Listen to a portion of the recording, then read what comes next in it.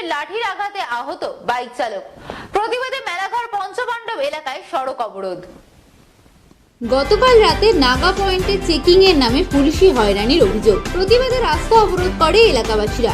ঘটনা মেলাঘর থানা পুলিশের বিরুদ্ধে এই অভিযোগ আনে থানা এলাকার পঞ্চপাণ্ডব চৌমোহনীর সাধারণ মানুষ। অভিযোগ, বাইক চেকিং এর নামে এক বাইক চালককে লাঠি দিয়ে আঘাত করে আহত করে এক পুলিশ কর্মী। তাতে মাথা ফেটে রক্তাক্ত অবস্থায় আহত হয় মেলাঘর মাস্টারপাড়া নিবাসী রত্নেশ্বর বর্মন নামের এক বাইক চালক। আহত যুবকের অভিযোগ, প্রতিদিনের ন্যায় এদিনও মেলাঘর থানার অধীন পঞ্চপাণ্ডব চৌমোহনী এলাকায় রুটিন চেকিং চলা অবস্থায় ওই যুবককে হেলমেটবিহীন অবস্থায় বাইকের গতি রোধ করতে বললে তখন যুবকটি বাইক থামানোর জন্য রাস্তার পাশে গেলে এক পুলিশ কর্মী নাকি তার মাথায় আঘাত করে। পরে এই ঘটনার প্রতিবাদে এলাকাবাসী রাস্তায় টায়ার জ্বালিয়ে রাস্তা অবরোধ করে। দীর্ঘ 1 ঘন্টা ধরে অবরোধ চলার পর পুলিশের ঊর্ধ্বতন কর্তারা ঘটনার তদন্তের আশ্বাস দিলে অবরোধ তুলে নেয় এলাকাবাসী।